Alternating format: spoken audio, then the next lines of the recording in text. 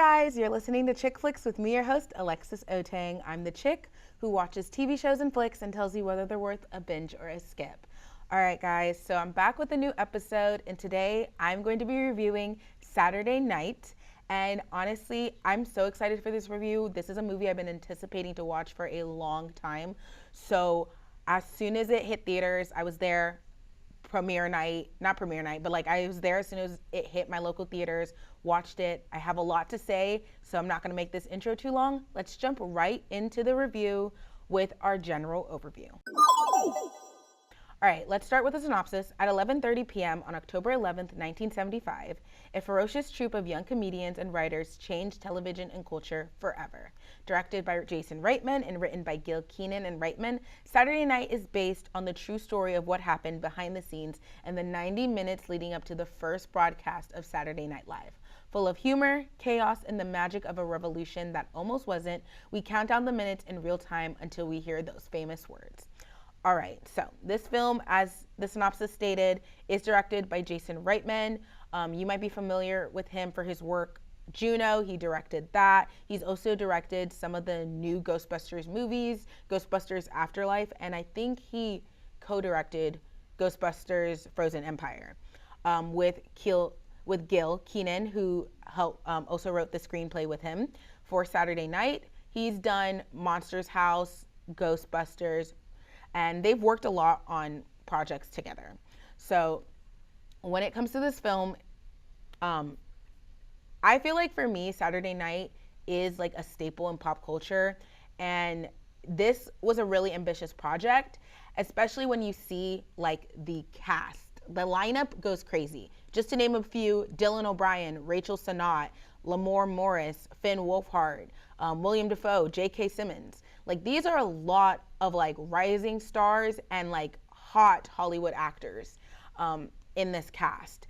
And a lot of them have been booked and busy. I mean, William Dafoe, he's been in Poor Things. Know him from Spider-Man. He was just in Beetlejuice, and he will be in Nosferatu. Lamorne Morris, he just won a Primetime Emmy for Fargo, okay? Rachel Sennott, on top of all of the movies she's done in this past year, she's also right now producing her own show with HBO. Excited for that. And y'all know I have a special place in my heart for my forever white boy of my life, Dylan O'Brien. Been with him since Teen Wolf. Love that man. Y'all don't love him like I love him. So I was immediately like intrigued on wanting to see this film, and you know, seeing the trailer, seeing how chaotic the trailer was and how much they were going to be like throwing at us, I wasn't worried, but I was definitely like, this could either be so good or it could go so wrong so quick. But apparently for critics on the tomato meter, it's certified fresh with an 80% score, and for audiences, it's 86%. So people are loving this film, but you guys know that the review that matters the most is mine, or at least in the context of this show. So let's get into my positives. Let's start off by talking about the look of this film. First of all, it was shot on 16mm, which I love. I love films that are shot on film. It's just so beautiful. It just enhances the look. And 16mm is typically reserved for like non-theatrical filmmaking or like low budget motion pictures, but I think it just works in this instance. It doesn't, to me, give off like low budget. I think it just enhances the color and the look of the movie, as well as the fact that like we're in the 1970s, and I feel like it just fit with that time period. Like, I loved watching this film just for the aesthetic alone, how it looked on film. It was gorgeous. I also think that when it comes to the costume, hair, makeup, set design, knocked it out of the park, okay?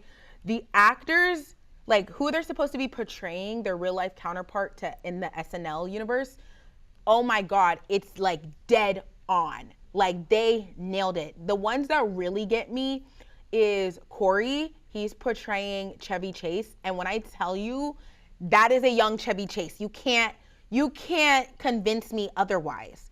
You literally cannot convince me otherwise that is not him. They knocked it out of the fucking park, okay? I loved how everyone was styled. It didn't feel like they were parodying it. It feels like a like adaptation of their real life counterparts. Like it wasn't too much, but it wasn't like they didn't try. It was the perfect amount. I loved it. And then the cinematography, all right? It was done by Eric Stilberg. He was the director of photography. He's done 500 Days of Summer. He's worked with Jason Reitman on Ghostbusters, on Juno. He also has DP'd a couple episodes for Ahsoka. My gosh, the one takes and the one shots in this film, they are staged and blocked in a way that it's very chaotic. We're moving, we're following them throughout the studio, and yet it flows well. I don't feel like my eyes are constantly like rushing. It feels like I'm getting all the information I need, as well as like following them. I feel like I'm right there with them 90 minutes before it's time to go live. So those were just done amazingly. And it honestly parallels the fact that this film, a common thread, or I guess the theme, is that like it's chaotic and yet it works perfectly. It flows seamlessly. It's like this film is like a beautiful web that they have weaved intricately to have so many things going on at once, and yet it all works and you don't feel like overwhelmed. And I feel like part of that is how they did these one shots. They flow. They don't feel too fast paced or we're missing stuff. Like we're getting everything we need and we're hitting like so many elements. I was like, I never was taken out of the film. I never felt for a moment like, whoa, this is too much. I was following along, which sometimes I miss things. Like I'm a little slow at processing. So this could have easily like worked against them, especially when you're talking about this film. I guess the demographic would be like, you know, young adults, pop culture enthusiasts, like comedy lovers, right? I feel like that's a very broad audience. That could be a lot of different ages coming to see this film. Yet I feel like anybody, no matter what age you are, you're still gonna be able to like process and like see everything that's happening and not feel bombarded. And that's honestly a testimony to the great work that's being done here. There is a lot of detail that the information that we have to absorb. And I feel like the cinematography with the writing sets a pace that's a fast tempo. Like we're off the ground running at the start. And yet they have these perfect moments of stillness that comes in so naturally, where things slow down and we finally get to like process everything. And yet we then hit off ready to go again. And it doesn't feel like we're being rushed or things are slowing down like awkwardly out of nowhere. It just all flows well. And that's hard to do, okay? Because there are so many plot points and characters you have to keep up with. This could be a very overwhelming story, but it's told in a linear fashion that allows us time to like see every point established and resolved before we hear that live from New York, okay? That is such incredible feat. It's hard to have that many characters, which there's like 30 plus named roles here. 30 plus. 30, you know, you have 30. And nobody really kind of feels like an afterthought. There is one or two characters who I feel like do maybe not hit the mark as well as establishing themselves and impacting the film overall as all the other characters do. But I just want to say, I feel like everybody who gets that moment to camera to like make their mark, for the most parts, nails it. And they leave a impression on the audience, whether it was small or big. And yeah, I mean, if we're along the lines of writing, the comedy here, it hits. It's that satire and flair and subtleness that we know and love from SNL, okay? There are like so many great comedic moments here. This cast, they nailed it. And I mean, are we surprised? Are we surprised? No.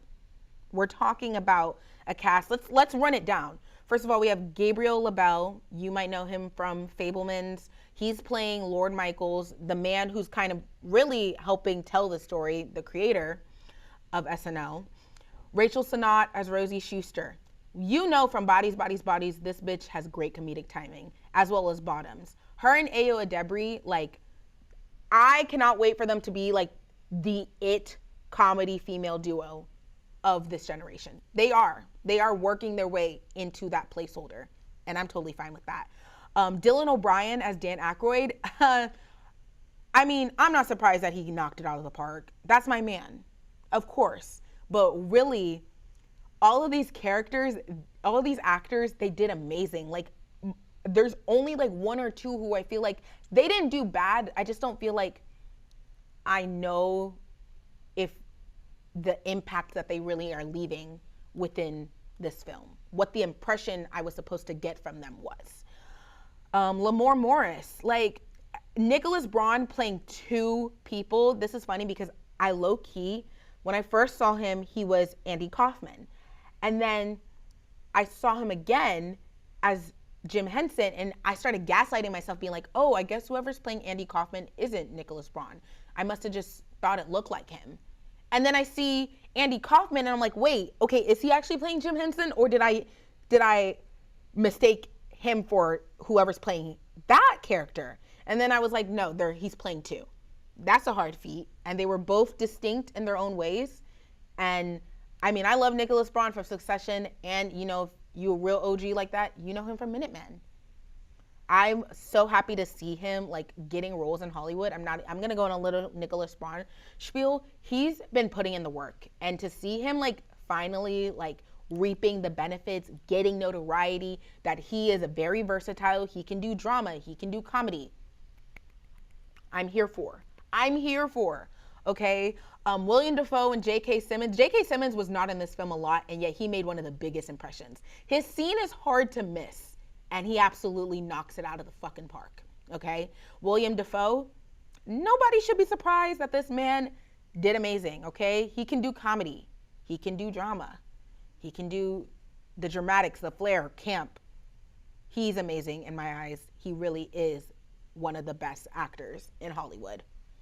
So, you know, there's so many great things I can say about this. Like, as you've seen, I've gone on this whole spiel talking about my positives, what I loved, the things in this film that I just have to highlight and say exceptionally well. But let's get into our negatives, because as hard as it seems to believe, my brain is malfunctioning. Whatever. I have negatives despite how much I've been saying and like glowing about this film. When it comes to my negatives, there's only a couple, okay? First of all, there are like two plot lines. I don't want to call them plot holes because I don't think they're plot holes, but there's two plot lines that I feel like didn't hit the way I think they meant it to. I just don't feel like it was, I don't want to say it wasn't well fleshed out, because I feel like all of the work they did leading up to the resolution was great, but then the way it resolved, I kind of was confused. The first was Lorraine Newman, who's played by Emily Fair. It's like hinted at that there's kind of like a flirtation, little relationship going on with Dan Aykroyd in the film, and there's a lot of like moments we see that establish that. And we see Lorraine get a little bit jealous as Aykroyd also has a little bit of a relationship going on with Rosie Schuster. And I feel like it was building up to something, and I feel like it resolves when they practice the skit between Lorraine and Dan, where he's wearing these short shorts. Dylan O'Brien looked amazing in them shorts. I feel like that's where the resolution happens for that little plot line. I can't tell though. Like, it kind of I'm a little unsatisfied if that really is the resolution. I feel like it's not as addressed as much as it needs to be. But I feel like that might just be a me thing. Like, I missed something, or I'm not connecting the dots. I really don't think that's to the fault of the writers or how they built it up. Same thing with the second plot line. It's between Rosie Schuster and Lorne Michaels. They are married, and one of the plot points we see is they're deciding how they want to credit her for the show, not like in her title, but like how they're going to put her name. Is she going by Rosie Schuster or Rosie Michaels? And the way that they were building towards it, I thought she was going to pick Rosie Michaels. Like, they had one more conversation before she has to decide. And it seemed like she was going towards doing Michael's. And then they're there and they ask her and she goes and looks at him and goes, Rosie Schuster, and he agrees. So I was just a little like taken aback because I felt like the way they had been building it, it would have been the latter. But again, I might have missed something or been reading that wrong. So I'm not gonna hold, like, I really don't feel like they're plot holes. I think it's just how I interpreted it. It just didn't feel resolved in the way it should have for me. For the other viewers, I feel like maybe y'all will understand and be like, no, that makes perfect sense to me. That's what I thought the outcome was gonna be like. Remember how I said there's like one or two actors who, like, do they do a good job? Yes, but do I feel like they kind of get lost in the sauce of all these amazing actors? Yes. And unfortunately, it would be Kaya Gerber for me. She plays Jacqueline Carlin, who is Chevy Chase's fiance at the time. She's in a couple of scenes and she's not bad. But again, when you're working with some of these giants, these scene stealers, you got to be at a 10. You got to be bringing your A game. And I feel like I can't think of honestly anybody else who falls, because even Finn Wolfhard, he doesn't have like a big role. He's like credited as an NBC page, but yet I feel like he does enough for me to remember. Like, I remember that he's in this film. I sometimes forget that Kaya Gerber is in this film. But again, I don't think that's the fault of her, and I don't think that she did a bad job. I just think it's hard to showcase when you have 30 plus like named rolled actors in here, all competing to like leave the best mark. It's a dogfight, and you know, you got to bring your A game. I also wish that the time, so we're supposed to be watching this 90 minutes from them going live. I wish the time that was passing in real life, like the time that's passing in me watching this film, correlated to the time that's passing in the film. Because we get all these time cards like throughout this film. Like we start at 10 o'clock. Then we get like 10:15, 10:35, 11:30, 11:20, right? I wish when those time cards appeared, that much time had actually passed, but sometimes it doesn't add up. And I think this film is an hour 27, which is, let me think, that's 60 plus 27. I can't do quick math right now. I think that's like 87. Forgive me if I'm wrong. But I wish the film was like 95 minutes long, because that would have been perfect. The actual 90 minutes, we watch majority of the 90 minutes before they premiere, and then the 4 minutes of the first skit that we get to see. 4-5 minutes of the first skit that we get to see. Until we hear live from New York, right? That would have been amazing to me, but that's more of like just a stylistic critique rather than like there's something wrong. Like, I feel like this was done wrong or this is not good. I just feel like that would have been cool, but that's just me. And then the only thing I will say that I guess is a little bit of an anchor, like a blemish in the writing, is that all of these problems are occurring 90 minutes before they go live. And I feel like at some point, us as an audience member have got to go, there's no way this happens. It says it's based off of like what actually happened that night, okay? But I heard, and after doing some research, that like they're not lying. These things did happen, but did they happen in those 90 minutes? No, some of the problems they encountered happened in the days leading up to the live show. But of course, this is the movies. They're going to fudge the timelines a little bit to fit the premise and what they're trying to do. So I get that, but like with the amount of problems that start occurring, I feel like at some point, every audience member is gonna sit there and be like, now did that really happen 90 minutes? And that's the only thing that sometimes takes me out of the film and the magic that's happened in front of me. But yeah, those are my only like critiques and negatives. And they're not really negatives, they're more of like, I would have done this, stylistic choices, you know, just pointing out maybe this person didn't shine as much as the other people did. So I feel like you guys know where I'm going with my overall review, but let me say it. Don't start going ahead. Let's get into my final thoughts. All right, guys. I have to say and admit that while I call myself a pop culture consultant, connoisseur, encyclopedia of everything pop culture, I will say if there's one section that I am not as knowledgeable on that I should be, it's SNL. Growing up, I did love SNL, but I didn't watch it like on the television or when it was like premiering. I would watch the skits on YouTube, and there are so many that I love, but to name a few of my favorite skits that I like continually go back to, the Beyonce Jay-Z when they're welcoming Blue Ivy with Maya Rudolph and Jay Farrell, fucking love that. Maya Rudolph is literally like, I love her on SNL, and I hope they continue to bring her back. I hope Kamala gets elected for like 8 years so that she has a job of continually like acting and impersonating Kamala. Literally, because I just love Maya Rudolph. I love any excuse to see Maya Rudolph on SNL. She kills it. Okay. Another one that I love, Best Buy Firing.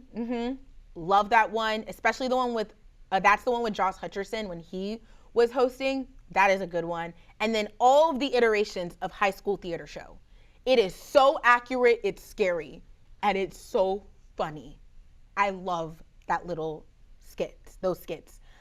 But yeah, SNL is a section of pop culture where I am not the most well versed in, but this film, the way they do it, I feel like whether you are a longtime lover of SNL or somebody who knows nothing, you will enjoy this film and you will understand everything that's happening. I didn't need to do a lot of background. I didn't do any really background research going into the film. After I did a lot of research to like prepare myself for this review, but I purposely did that because I wanted to see, is a common viewer who may not be like